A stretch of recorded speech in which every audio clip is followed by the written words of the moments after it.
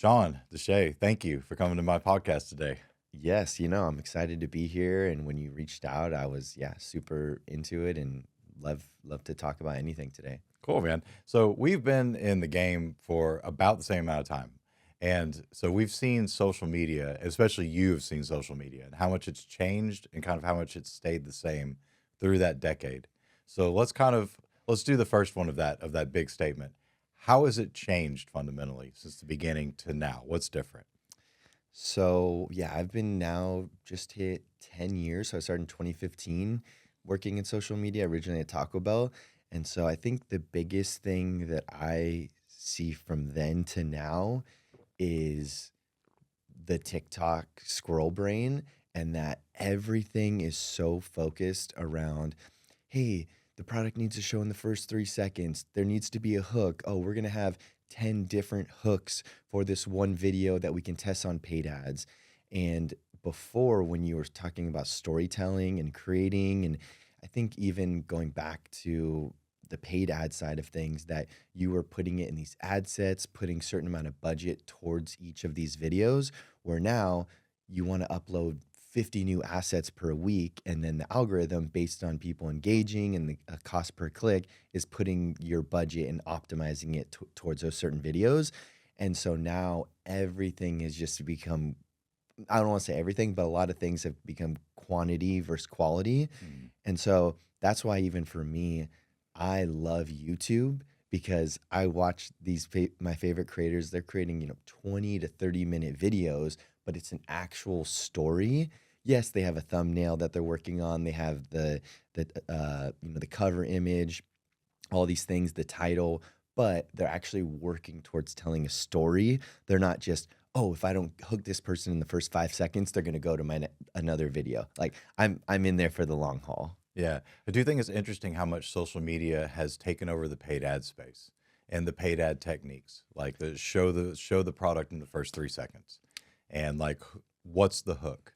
Yeah. Yeah, It just becomes so focused, and especially, now that they have this thing called whitelisting, where, let's say, the creator posts, we pay them to whitelist, which means you get access to their account and you can target their audience.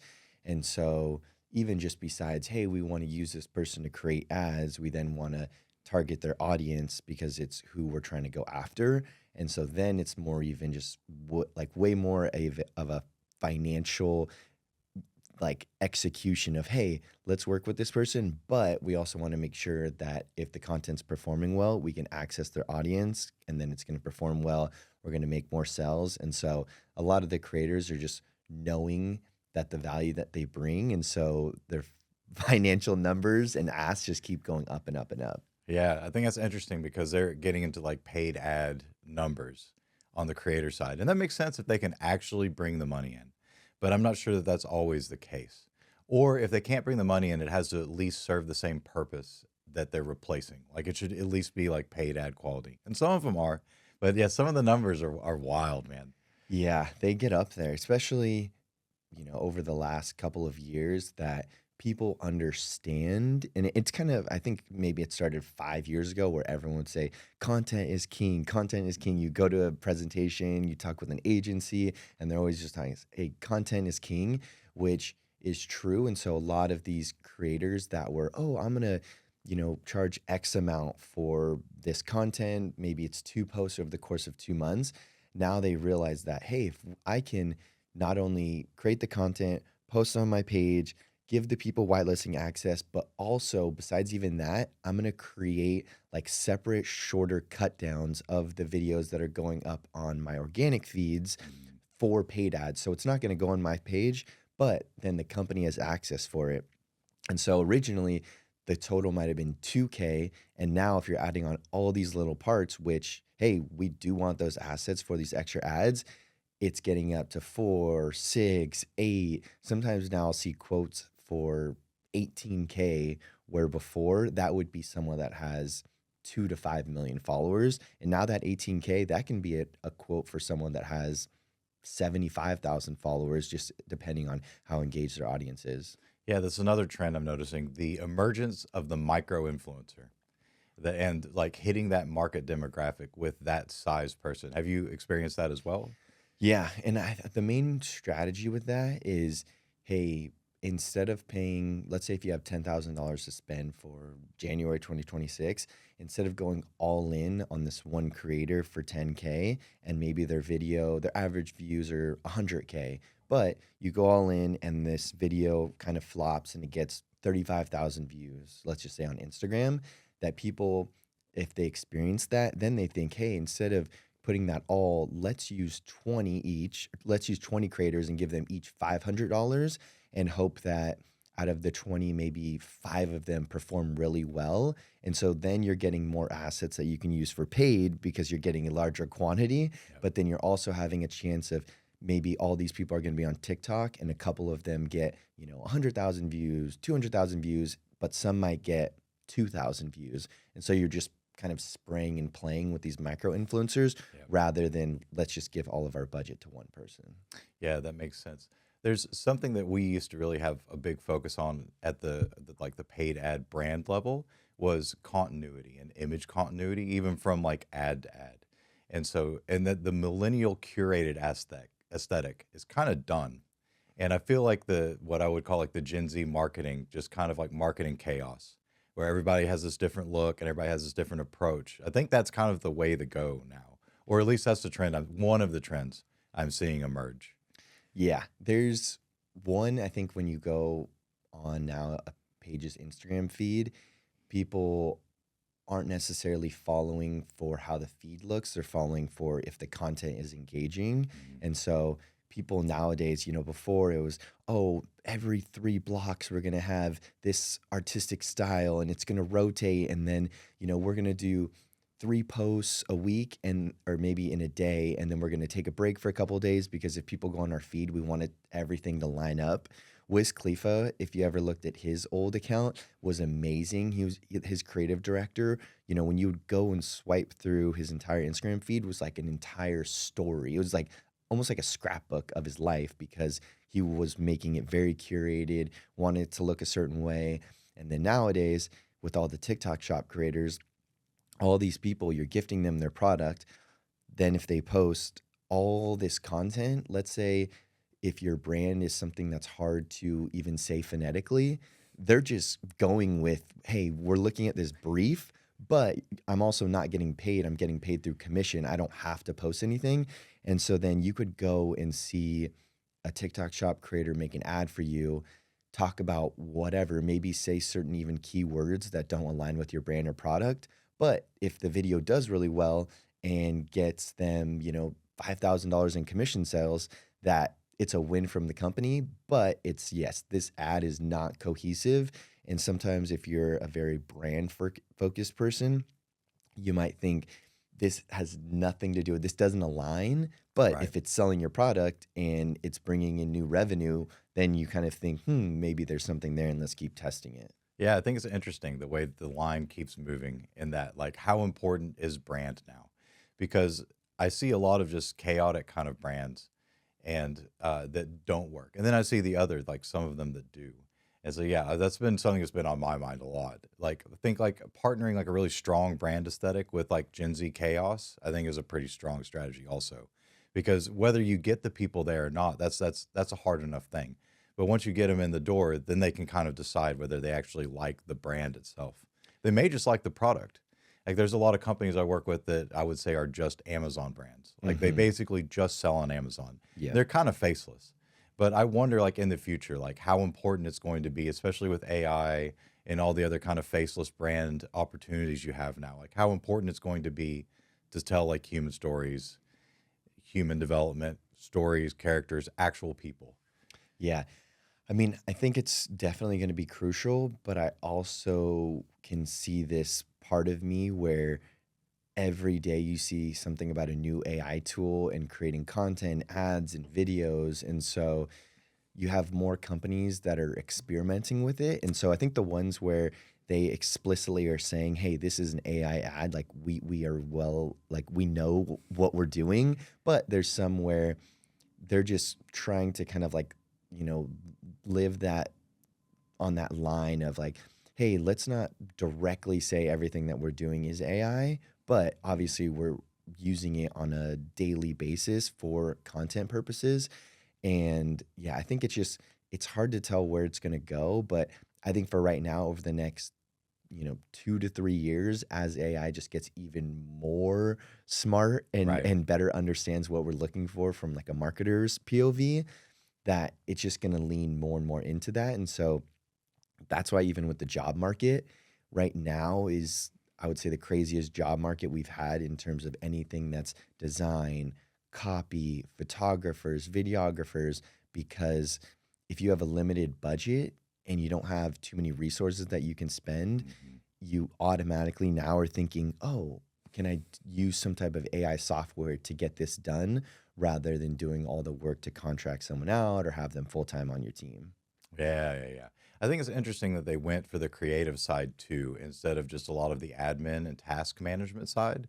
Because just, even though I'm obviously biased here, Yeah, yeah, yeah, yeah, yeah, yeah. I think that the task management and admin side is so much easier to program because it's really a methodical computer like process. Like, X input gets B input or Hmm, whatever, or hmm. B output. But the creative process is just so kind of out there. But I've seen a lot of AI from like really big companies, Hmm. like Chevron. Like I saw something at the gas station the other day, and I kind of double took on the face. I was like, "Oh, that's AI like Hmm. face," but Hmm. does it matter? Like, in that it really doesn't. Like, you didn't really need a real model for that.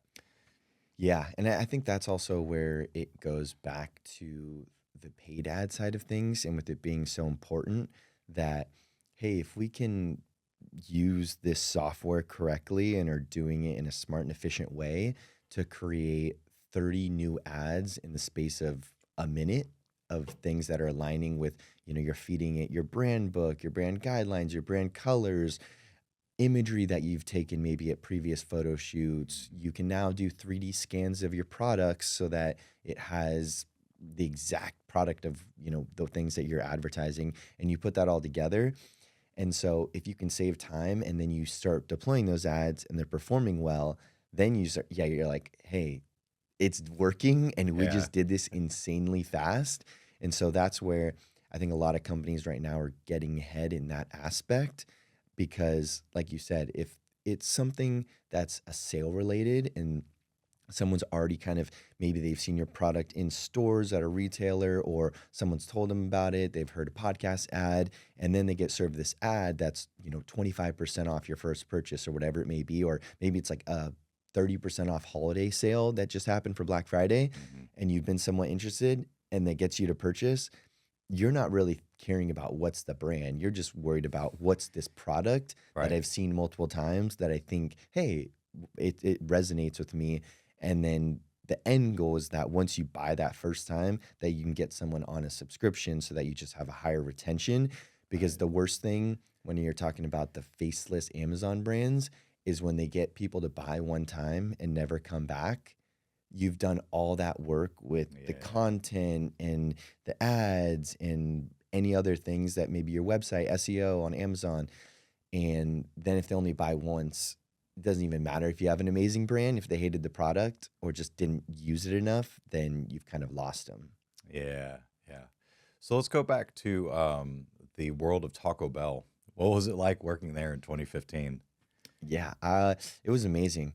Honestly, that was probably one of the coolest jobs I've had. And I tell people this all the time because they have the money to sponsor so many epic activations, MTV VMAs, college football playoffs, MLB World Series, NBA All Star Game. So, since they have the money to sponsor those different things, then what was really cool was at the beginning of each year, everyone on the social team, they would kind of say, hey, my interests are, let's say for me, sports and music. And then someone else would give an answer, oh, I love awards and something else. And so, based on your interests, they would choose which people on the social team they're going to send to which events. And so, not only were you getting to do these really cool things and do live social media coverage, it was actually of things that you wanted to be at. And so, when they sponsored the World Series and then the Dodgers made it, and I'm a huge Dodgers fan, and the Awesome. one year I went to games 1, 2, 5, and 7, all at home, and those tickets for Game 7, I think were around 2K or like 2,500. just for a single ticket. And so getting to go to those things and experience it, that you're just, like most companies just can't get to that level. Right. And so that's where when I look back, I'm like, oh man, that you kind of take it for granted when it's happening in the moment. Yeah. But then after, when I look back, I'm like, oh, I don't think I'll ever get to go to a game 7 of a World Series again. Yeah, perks of the job, right? Yeah, yeah. Can't say no. What was the social setup like then? Like, were you a shooter or were you an editor? Were you a shredder or were you like a manager or all of the above? How many people were on the team? How did all that work? Yeah. So when I first started there, so I was actually a full-time paid intern. And so what you did was, after you went through the interview process, the final thing was a Snapchat story. And so that was cool, because nowadays a lot of people, of course, they do, social media projects or a design project, whatever it is, kind of depending on the role that you're applying for. But back then, for this internship, you had to make I want to say it was at least a 30-second Snapchat story of why you deserve the job. Hmm. And so mine was ridiculous, but it was kind of going over all the things that I would do if I got the job, including, making tacos, shooting content, editing content. And then it ended with, hey, if I get the job, or it was basically explaining like I would do anything. And so the final shot, I was on the roof of my house saying, oh, if I get to this internship, I'm willing to take the jump for Taco Bell. And so it was a good cliffhanger. Yeah. And it was actually applicable, but it was definitely supposed to be comedic.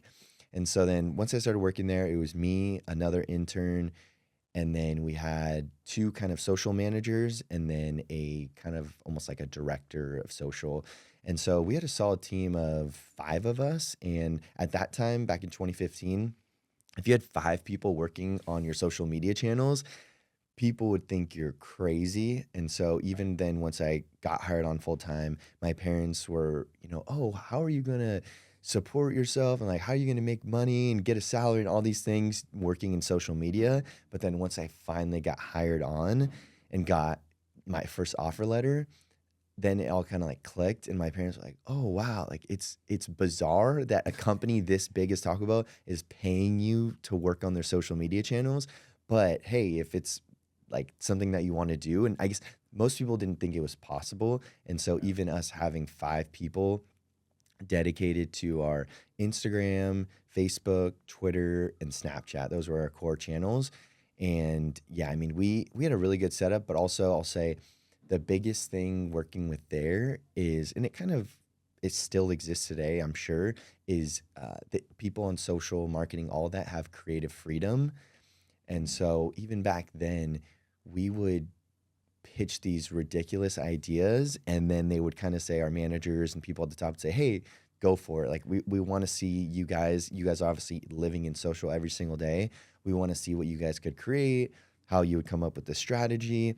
Sometimes we would pitch ideas to the CMO, and we'd have this like once a month meeting, and other people in the company would be like, oh, why are these social interns and the social media kids having this meeting and pitching ideas to the CMO? But she was always very interested in what we were doing. And so that's what just made it a blast to work there. And you were always doing something new. And back then we were I think we got to number 2 most followed brand on Snapchat. And I want to say back then you couldn't find your actual follower number. And we had a Snapchat Connect. And so we would, a really cool contact was like, hey, what's the update on our numbers? And I think we got up to 400,000 followers. But in a 24-hour period, we would post something. It would take us 2.5 hours to film a story.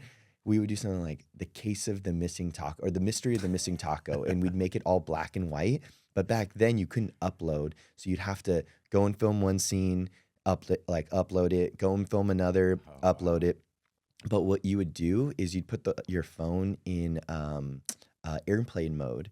So if you put it in airplane mode and uploaded, let's say like 10 things in a row, then when you took it off, it uploaded all of them in sequential order. So rather than having one story go live and then someone watching it, waiting 10 minutes till we film the next one, they could watch everything at once. So it was a little hack to Yeah, where y'all hacked people it. could go watch it simultaneously, like one right after the other. But in 24 hours, some of them would get 150, 175,000 views. And like it was just a crazy thing because then the stories would disappear after 24 hours. And people up top would be like, okay, they're spending so much time, they're making storyboards, they're doing these amazing stories, they're getting these huge views, but they're gone after 24 hours. And so people kind of would be like, is it all worth it? Like, where do these stories go? And it's like, no, they're gone. Like they're, we Yeah. could repurpose them from for other channels, but the things that we were doing on Snapchat wouldn't apply to what we were doing on Instagram. Right. Yeah. Yeah. But you hacked it. Like you Oh figured yeah. out how to make it work. We would do crazy things because we had this one guy, his name was Matt Fogarty, and he was kind of an influencer, but he was just a creator and was really smart at things and would teach us all these crazy tricks that almost they were video game glitches with Snapchat. And Yeah. so you could do things where, let's say you turn the lights off and you had a flashlight that you could pin an emoji to the light on a wall. And then depending on like you moving it, then you could tell a story with emojis based on like the lights moving and the emoji tracking to the light on the wall. And so he would teach us all these things where we could do these stories and it was all about the motion tracking. And so when you're making it, let's say for National Taco Day, we wanted to do some really cool like announcement for it. You could put all the emojis on the screen down at the bottom, and then you could do this trick where you do like a quick get up, and then after you did all the tracking, they would all form to where it says National Taco Day, let's say in like taco and burrito emojis.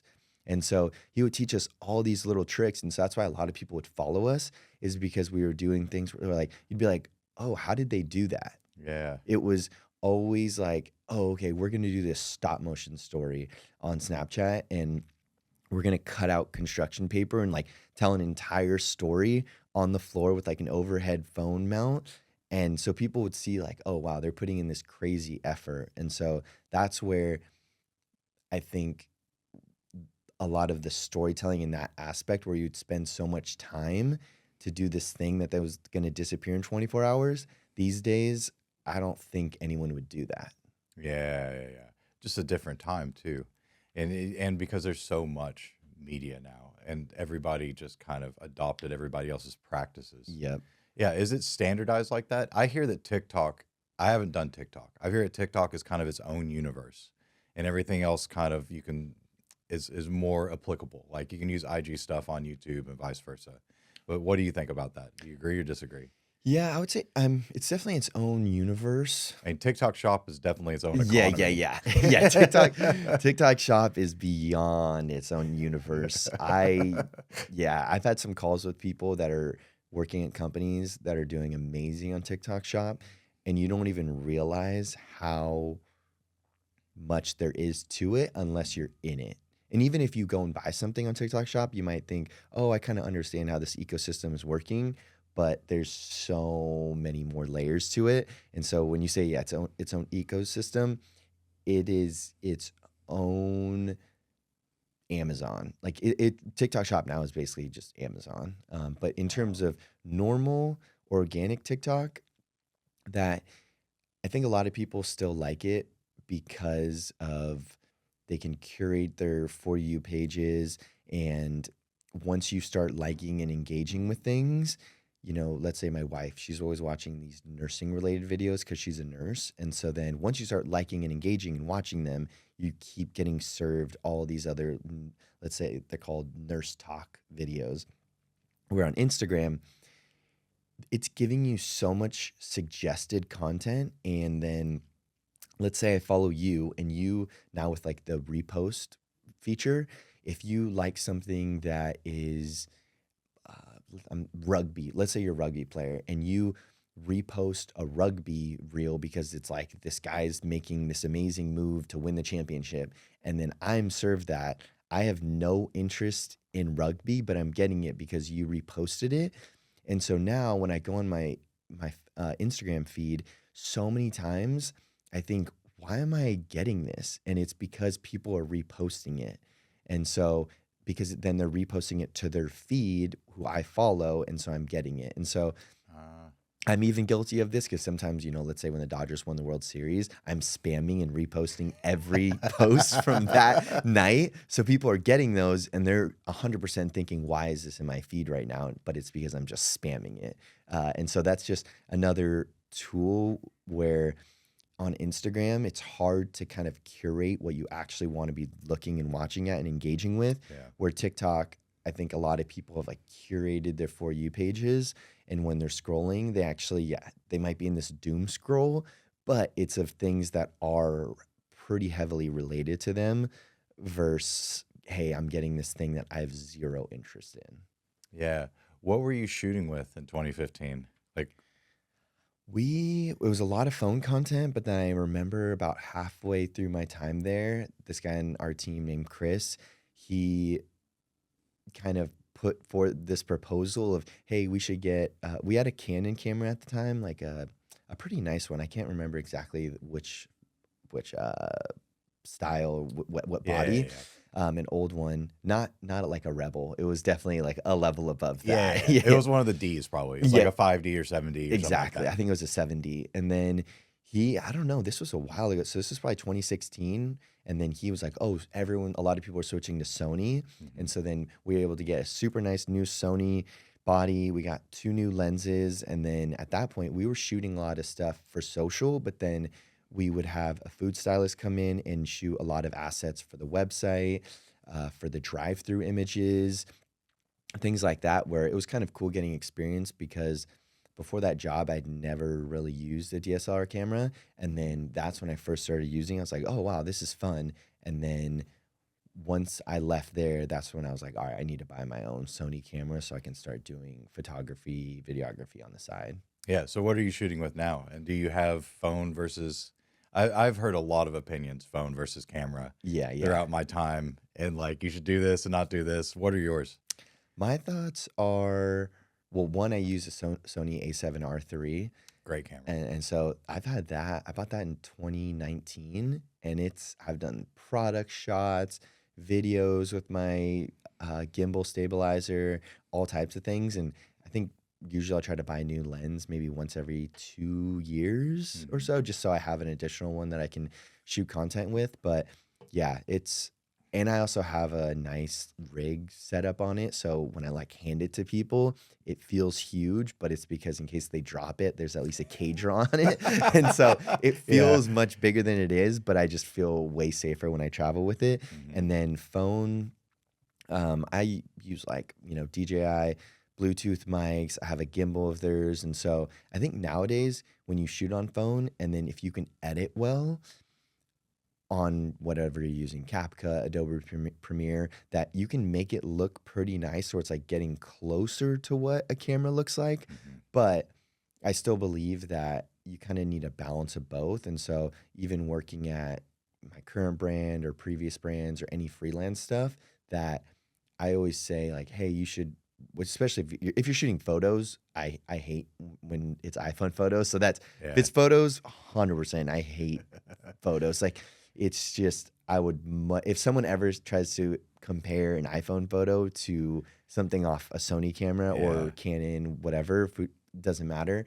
That's where it's like, all right, no, they have no idea anything about content. But video wise, I do think now with the newer iPhones, and if you're shooting in 4K, that you're not going to like achieve the same look. But if you're a good editor, you can still make something look really nice to where it looks professional. Yeah, the stabilization in the new iPhone camera is pretty sweet. Yeah. But what is your problem with I have problems with iPhone images too, and especially the posts that are like, I did this with my iPhone. It's just as good as a real camera. Like, it's not, dude. But what is your like big complaint on it? I have mine, but mine would be the details in the shot. yes. And so if someone is seeing something that's iPhone and then sees something that's camera and that they think they look similar, it means that they probably just don't have a super close attention to detail and probably just don't know what to look for because they haven't used a camera. I think anyone that's used a camera would say, oh, there's a huge difference. Yeah. But if you've just shot stuff on iPhone your whole life or something similar, maybe you have like a what is it, G7X, Oh kind of yeah. like a point and shoot camera.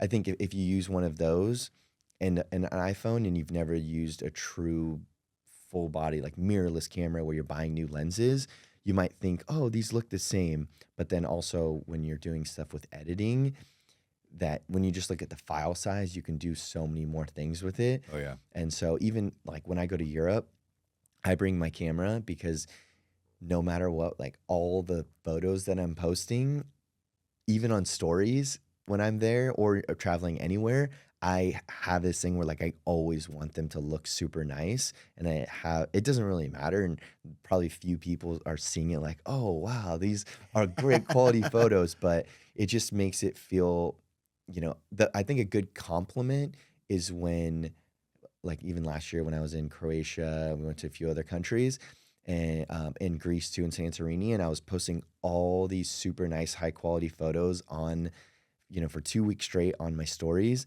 And so many people were reaching out saying, hey, what iPhone do you have? Yeah. And I would just start cracking up. I'm like, oh my God, these people think this photo was taken on an iPhone. I Yeah. think now with like the 17 Pro, all that, like I said, it's getting close. Mm. But if you saw some of them, you would immediately know, okay, Oh yeah. this is taken on a camera. Yeah, especially there's two things that I see. One thing is that people that shoot on iPhone almost universally shoot wide, and it just get that same kind of like wide look, everything in focus look. I don't like the fake bokeh. Yeah, yeah, Like, yeah. it's just Yep, not. I'm never gonna be into that. yep. It rarely looks real. Mm-hmm. But also, and the same thing as shooting wide, the lensing. That's what really like a huge difference the iPhone will never ever really Mm-hmm. compensate for is the fact that like a 70 to 200 or something like, Mm-hmm. or a 70 millimeter look, you just can't get that kind of lens compression. The Yeah. background doesn't look the same. There's like a nice clarity. It just isn't the same. Yeah, it's definitely the depth is where you notice it the most. Oh, yeah. And even when friends come over and we're about to go do something or an event, that's the difference is people can see, like, oh, when you send them a link and it's a bunch of nice high quality photos, that people much more appreciate that than, oh, I'm just going to send you like some iPhone photos that I took from the night. Because especially if you don't have a camera, when you see yourself in like a high quality, like you go to a workout and you see this link and then you see all these images, immediately, hey, like these are a much higher quality image that I would ever have than someone just going and shooting iPhone. And so I think nowadays there's a lot of people where, you're always thinking like, oh, do I have a photographer for this thing? Even if it's for 30 people, like, oh, I'm hosting a holiday Friendsgiving. Oh, like, I wonder if like someone can bring a camera because they want to look back on those days and see like high quality imagery. At least, and that's definitely how I am. Oh yeah. I whip out my camera 24/7 because also my biggest thing with the iPhone photos is when people do 0.5, I'm the biggest non 0.5 Yeah. enjoyer. Like I hate when people take them in 0.5, especially a video because you see the graininess. And I think just even if you try to edit some of it out, it's just never going to look as good and crisp. And so, if I hand someone a phone, like to take a group photo or something, the last thing I want them to do is put it in 0.5, especially because a lot of days when you see someone post something in 0.5, their legs will be 10 feet long. Right. And Right. I look at that and it just looks so disproportionate. Yep. And it's like, you don't look like that. And if you just took a normal photo and just had the person back up a little or back up and put it in 2, it'll look so much higher quality and crisp rather than kind of blown out with 10-foot legs. Yeah. That's perspective distortion. Mm-hmm. Yeah, and people, I don't think they realize like what perspective distortion does. It Mhm. makes your like limbs look awkward. It also like kind of pulls your face back, Mm-hmm. and it also like for people that work out and shoot like that, it makes you look skinnier. Mm-hmm. So you know, Yeah. People are doing it for a reason. yeah. It's. I mean, for good and for bad. Like I Mhm. know some people they're like trying to look big and they'll shoot 0.5. Like you just like kick 10 pounds off, or the other way around, where Mhm. you're trying to like get rid of the 10 pounds. Mm-hmm. But yeah, I think I've always thought that was kind of interesting. But yeah, that's cool. That's cool. I haven't thought about the noise though, And now I'm gonna be looking for it. I'm like, oh yeah, Yeah. You don't see it in the photos too much, but 100% in the videos that I can tell right away when someone is posting a gym video or they're out doing something, especially if there's not great lighting, if they're indoors at a concert or something yep, and they're doing 0.5 video, it's going to look terrible. yeah. And, that's concert photography and videography. That's a whole nother Oh man, subject. yeah, Oh man, yeah, I see nowadays just so many where I mean I'm all for when you're there. As someone that goes to a lot of concerts, yeah, like record your like 2, 3, 4 favorite songs, whatever that you want to look back on. Because people say, oh, you're gonna film it like and never look back on it. There's definitely people that do, even myself. yeah, I'll yeah. look back at old concerts. I'm like, oh, wow, that was an amazing time. But when people post a story of 8 straight clips, they have to know that there's less than 0.05% of people that are watching their stories that are watching their whole entire thing through. Yeah, yeah. There's just, it's just one of those things where I think when I see that, you just take a couple clips, but then just enjoy the concert Yes, rather than just being, hey, I'm going to record this whole entire thing. right. It doesn't sound good. It doesn't look good. The lighting is terrible. Yeah. I, And their hands all shaky. yeah, yeah. Oh, yeah, this is awesome. And then there's like Yeah. a whole crowd of people doing the same thing. Yeah, yeah. Holding up as high as they can. I would rather, and which I think is also a big trend where people hit the 0.5 and then they flip their, because like they don't want it on selfie on their, Right. but they put 0.5 and then they flip it. And so I think when you do that, yeah. there's like a lot of running people use it in fitness. And so I think that can still look good because a lot of times they're outside with natural lighting. And so they're trying to get it to where they're showing a group. And so that's where I think one instance where 0.5, like if you're outside in natural light, it can still look good. Mhm. But most times inside, it just looks terrible. And it's just, I don't know. It just never, it's a tough one to make look good. But yeah, I will say when people are doing it outside and they're trying to show multiple people in it, that's where I would rather, like, if you're at a concert and you're showing your whole group dancing, whatever, having a blast, Yeah. that's where I'm like, oh, wow, I'm kind of getting FOMO because that looks like an amazing time because people are vibing. Right. But if you're just showing what's happening that's 200 yards away, there's not much I'm getting from that. Right. I can't tell anything. Yeah. It's the difference between practicality and the artistry. Mm-hmm. And like, I mean, you want to have a balance there, but I do think it's interesting when you see choices that are made just to be practical that are not good choices. Yeah. Just roll my eyes. Yeah. It also just like being good at the thing. I think that like as technology gets better and there's more video, I always thought like, oh, well, this will be the thing that like helps people elevate their stuff.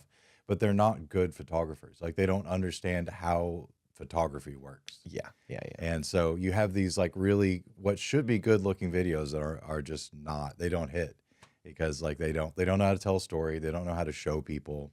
Here's one of my whiny things recently. Too much hero angle in fitness videos. It's like this is what everybody's doing, and then they do it with people over like 40. Don't do that, man.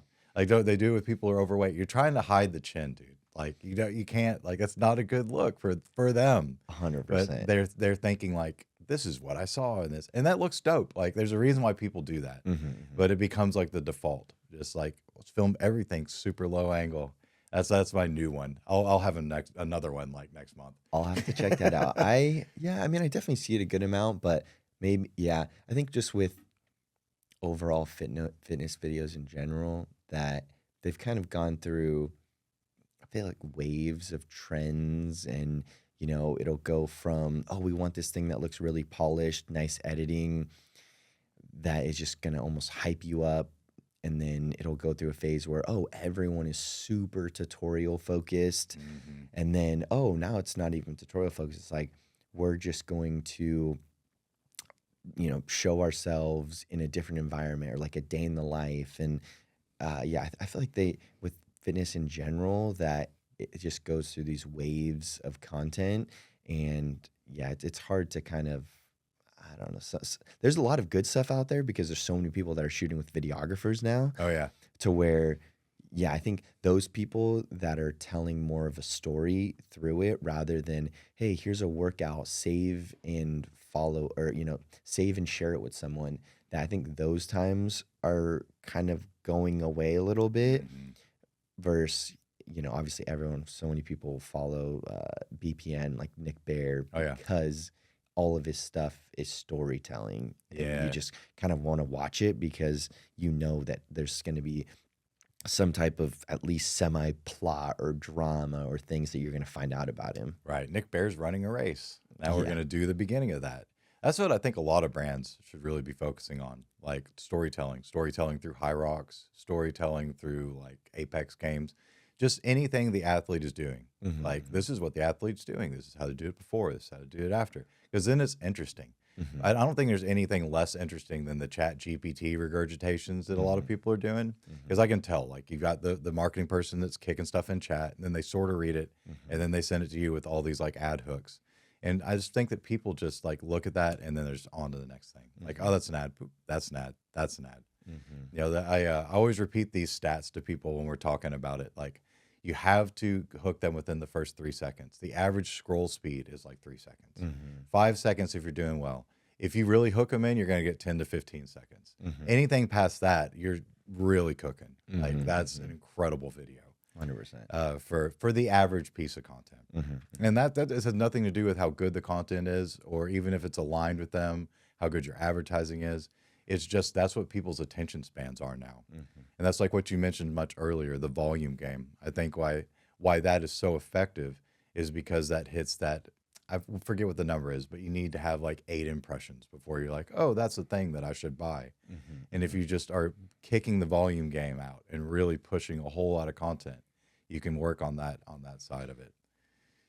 Yeah, I think they say that it's like 7 touch points 7 touch points. of Okay. marketing before someone makes their first purchase, and so yeah, I mean, you can hit them with in person.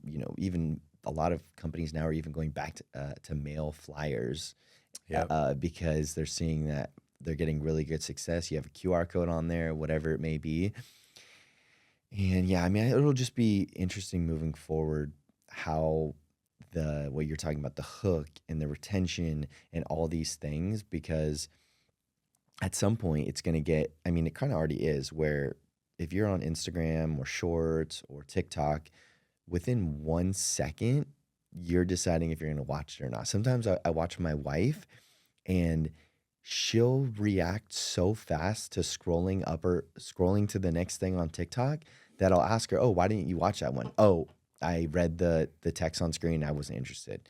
And it's so quick. So you're not even taking in any of the video, the creator, the Yep. person, nothing. You're just going off what that text says on the upfront. And I think that's just the other thing nowadays too, when you're planning for the videos of, okay, you have the video idea, you have what's going to happen in it, the captions, the concept, everything. But in especially paid ads, organic, really everything on every channel, if the text that you're adding on it isn't going to engage people, that's another thing where if you just see, blank screen or it starts with someone talking and there's no text on there, that if you don't have your audio up, and I think it's around like, 75% of people are watching That's content with another. the volume off, Yep. that if you don't have the volume on and someone's just immediately talking to camera with no additional context, you're just swiping by because you just don't want to listen to this person, even if they're going to tell you about the most amazing thing that's happening ever. Yep. And yeah, that's even where a lot in the food world, that with the recipes or what that hook is so crucial, because we see some videos that, you know, someone will say, "Oh, like the easiest 5 minute noodles of your life," and so, or someone is making a new hook where it's called like it's like a fridge raid series, and so it's like, "Oh, fridge raid carbonara noodles." So then it immediately in that first second you read it and you think, "Oh, fridge raid. Oh, this is." Something that applies to me, it's relatable because a lot of times if I don't have groceries, I'm just like raiding my fridge, but maybe I'm going to be able to make these like elevated noodles just with the product and things that are in my fridge. And so it all connects very quickly. Yeah. And so you start watching and you're like, oh, wow, you only need these 4 ingredients. And so it starts processing in your mind, and then you engage with it, and then maybe you go and purchase whatever. But if it didn't have that initial text and it just started the recipe with her, even if it was like an amazing food, let's say like a noodle pull shot, even if it's that, which would draw a lot of people in, if there isn't that text for someone to like read what they're gonna be watching, you lose so many people. The retention just falls off. Yeah, yeah. Even like, yeah, you have to hook people. The text is like pretty important now. It's tough, yeah. And I mean, that's why also the quantity is so high, because you're testing so many different ones. But then, yeah, once you see one of them hit and do really well, that's when you take in those insights and you try to obviously apply it to the future campaigns or content. But yeah, it's definitely a tricky process, and you're constantly just thinking, what are the next hooks that we're going to use? Right. Yeah. And you're almost marketing the hook too. Like in a way, like if you have a content series, like is this hook gonna catch? Is this Mm-hmm. series gonna catch? Mm-hmm. Yeah. We worked with this recent creator, and his hook on every video, so it's a series, and I believe it goes dinners you'll actually make, and then now he's on episode like 33. So for us, he Yeah. did 29. So it's like right away. So he made these sesame miso noodles with our product. The text was on there. It was like this really cool overhead shot of like the noodles being kind of lifted up with chopsticks. It said sesame miso noodles, and then you hear his audio right away, and it says dinners you actually make, episode 33, sesame miso noodles. And so he's found that that hook of dinners you'll actually make is relatable, and he doesn't use a ton of crazy ingredients. It is things when you watch it. One, all the shots are visually a 9 out of 10 or a 10 out of 10 because he knows what he's doing. He's just like a content machine at this point. But then, yeah, he has that relatable hook, and he'll probably make, I don't know, 100 episodes before he then goes on to another one. But you just hear it, and then you watch the content and you think, oh, wow, I could actually make that. And then you go watch another one of his videos because it's also relatable, and you're like, oh, wait, I can kind of make that too. And so he's just mastered what that initial hook is. And then he posts those videos in YouTube Shorts. They go on his TikTok, then they go on his Instagram, and they all have different audiences. They all have, 1 million followers, 200K subscribers, and I think he has like 250 on TikTok. And so then since he's grown all these accounts, they feed into each other, but then he can get additional fees because he's posting the videos on all 3 platforms. God, smart.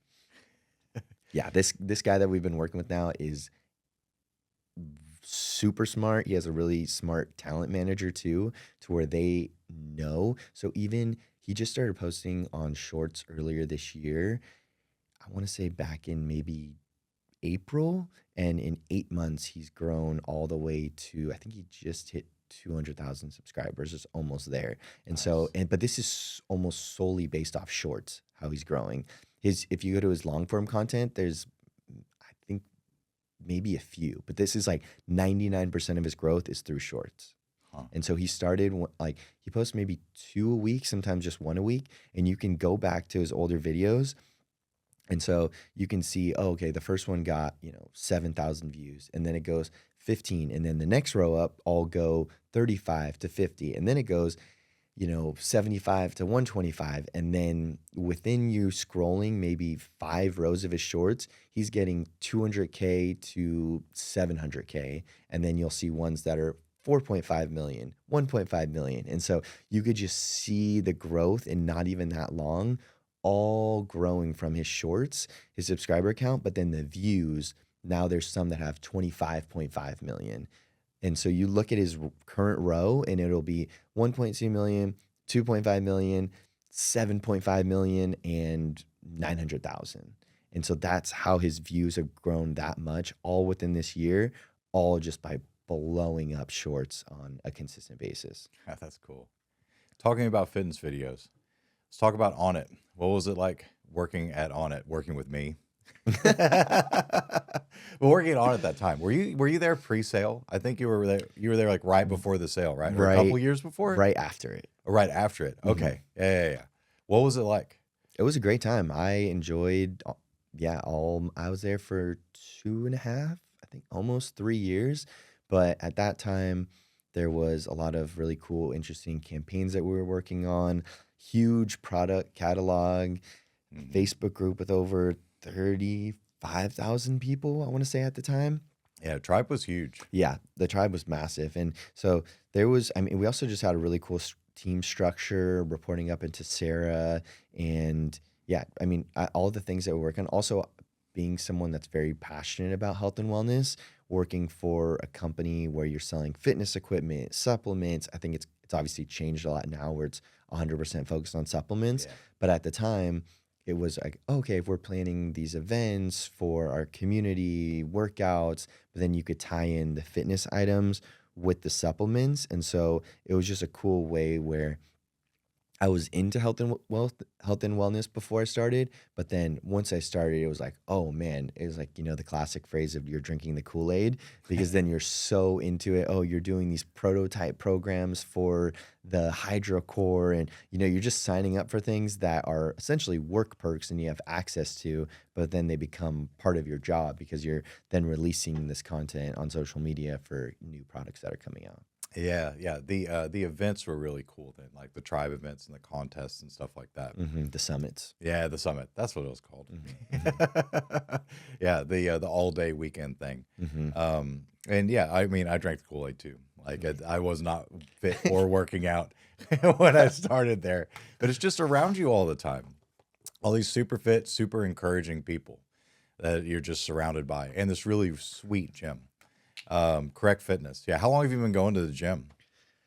It's a great question. I want to say, I think 3 years. No, I think 4 years. Yeah, it's been a while. I think I might have started there Nice. in the beginning of 2022. And so, yeah, I think the end of this year would be going there 4 years.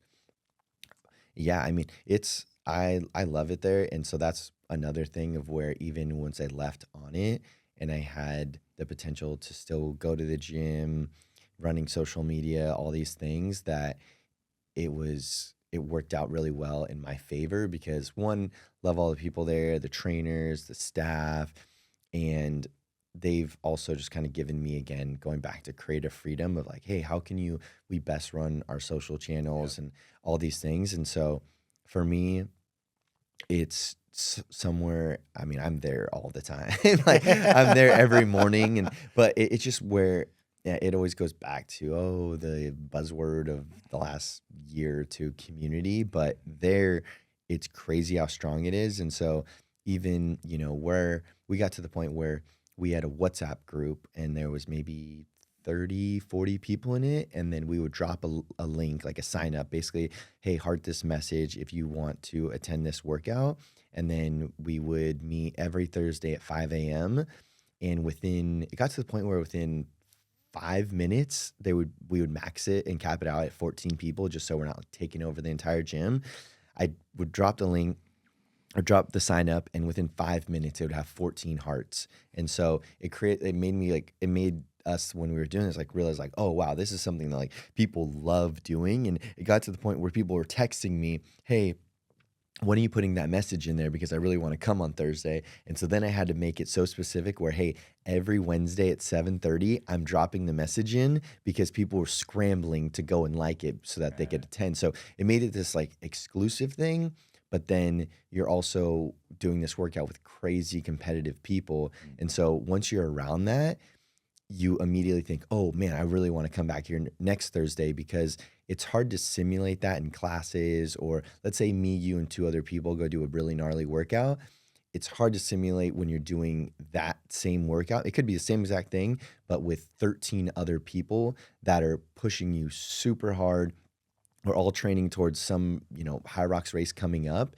And so that's where I've realized, it's hard to mimic that in other gyms where people are just like so into it and wanting to get better, and it's just like the competitiveness. Yeah, it's a very healthy competitiveness. Like everybody's very encouraging at the same time as they want to compete at like the highest level possible. Hmm. Yeah, I like Hmm. that. Talking about early mornings, I have recently become an early morning person. You have been an you are an even earlier morning person than me. 4 a.m., right? Is that like, are you a 4 or 5 a.m. person? Yeah, Yeah. 100%. I'll say that now. So I was maybe like a year and a half waking up at 4:15, and then I'd be at the gym at 5.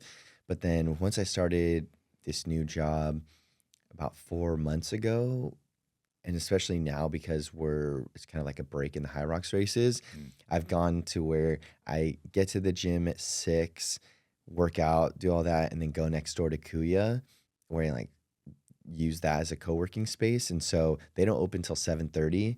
So I found that if I go to the gym at 5 and then I'm just kind of waiting around in the cafe until they open at 7:30. And so I found much easier where, hey, I can get there at 6, go over to Kuya, start working, on my computer at 7:30. And with this current schedule, I don't take naps. So I'll say before, when you're waking up at 4:15, if you're doing things all day, calls, meetings, workouts, whatever it may be, going until 8 or 9 p.m. of when I would go to sleep without a nap is tough. There's some Yeah. people that do it, but I'm telling you, most people that are waking up at 4:15, even if it's a 20-minute power nap, if you're good at falling asleep, boom, and people are like, "Oh, you go to your couch or your bed?" I'm like, "Oh no, I fully go to my bed, set an alarm for 30 minutes, and then boom, I wake up and I tell myself that it's the second half of the day." It's like, "Oh, I would always tell people, "Oh, there's 2 days in one." Mm. And so I appreciate the people that are waking up at 4 a.m. But I think now that I've gotten into more of a groove, I realized that it's helps me in my schedule if I wake up a little bit later, don't take a nap throughout the day and still feel energized. Where, yeah, I mean, before if I was waking up at 4:15 and then I was doing a bunch of stuff and then had something planned at night to go do, Mm. let's say going to like a concert or sporting event and we're out till like 10, 11, 12.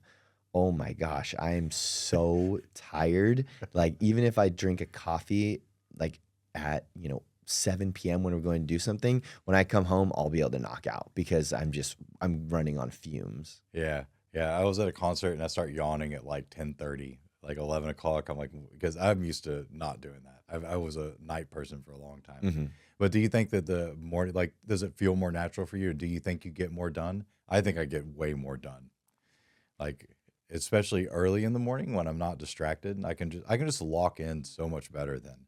Because sometimes it's just like maybe I'm just ADHD brain, but if I get any other kind of outside stimulation, then I kind of just gravitate towards it. I'll always believe that being a morning person is just suited for some people and other people it's just not suited for because Right. I have friends that have tried it and after a couple weeks like dude this is not working for me, but it's solely dependent on your sleep is what I believe. That if you can go to bed, like if you can ride it out for 2 weeks, let's say of waking up at 5:30 in the morning, you do that 2 weeks straight and your body starts getting used to like, okay, waking up at 5:30, going to bed at 9.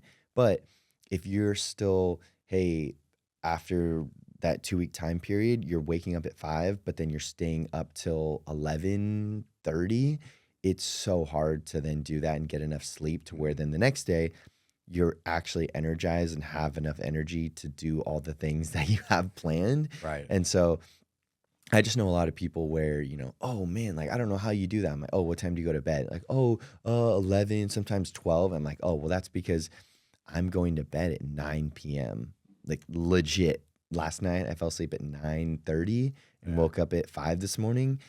And so what's that, 7.5 hours? So I found if I get 7 or more, I'm good.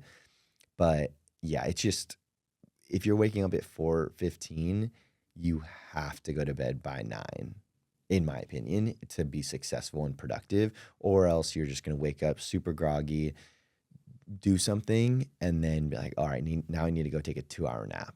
Yeah. Yeah. Yeah. Yeah, but Yeah. after working out and you get this rush of energy, and then I go get online at Kuya or go home and start getting work done, that for those first couple hours, I would say before 10, that's where I just start knocking things off my to-do list for work or whatever it may be.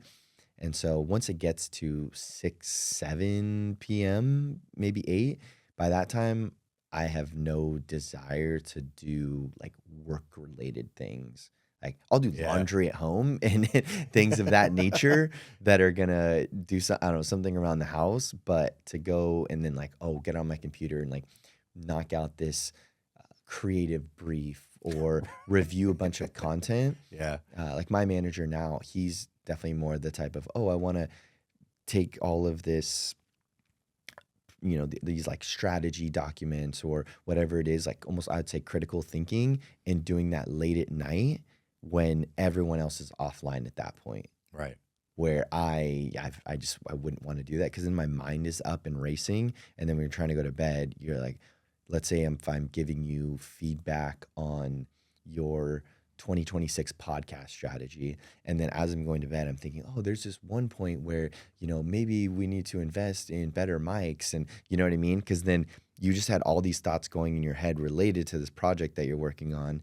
And so then for most people, it's hard to then just lay down in bed and think, oh, I'm just going to like turn all these thoughts off. Right.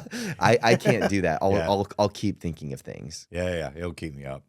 I'll just be laying in bed doing the work. Mm-hmm. I've realized that I don't work well. I work very chaotically at night. Mm. And it's like, and it's always admin stuff or stuff that I've put off all day. Like, oh, let's do some invoicing, or I'll do some shot list creation, like that's not for then.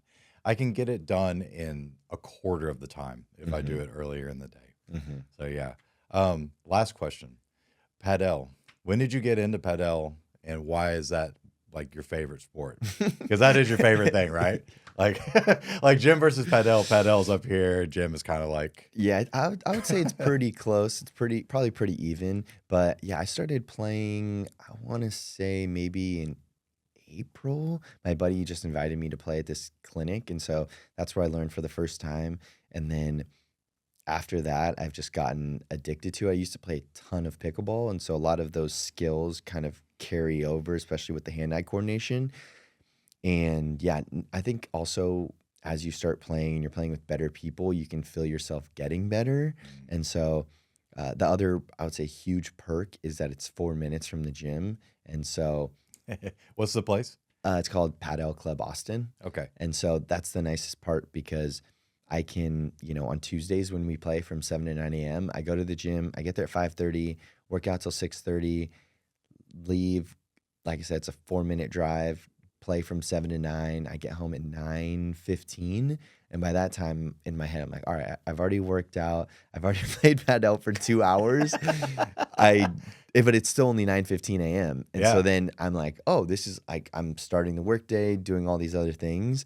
And so that's, yeah, with it being so close to the gym, it's just a nice activity where if you played sports growing up, and that sometimes even with High Rocks, it's like a competition, but it's not really a game. Like you're all doing the same workouts, you're all doing the same stations, like you're all running. And so it's a competition in terms of you're looking at your numbers and how fast you ran this and your splits and all of that. But this is where more of like a game, where like the other night, me and 3 other friends, we played for 2.5, 3 hours, and every set was super close, back and forth. And it's moments in that when like you have a really nice rally or a really nice hit that you kind of scream like, let's effing go, because you're super excited and you're playing for like $10 just as like little money games. So you're getting very excited. Where like High Rocks, yes, you finish something, you're like, oh wow, I feel great that I did that and that this workout absolutely killed me, but it's not like a win. Right. Like you can get under time and you won because you got a personal best, but in relation to like it actually being like a win of something, of like a game and something that's like more stimulating your brain, that's where now I usually play Padel twice a week, because it's just, it's a great time. Awesome. Sean, thank you for being on my podcast, man. Yeah, no, Great I appreciate conversation. it. Thanks for having me. It was a ton of fun, and hopefully, people will learn a little bit about social media and content and all that fun stuff. Yeah, man. Oh yeah. Cool. Thank you, sir. Yeah, thank you, man.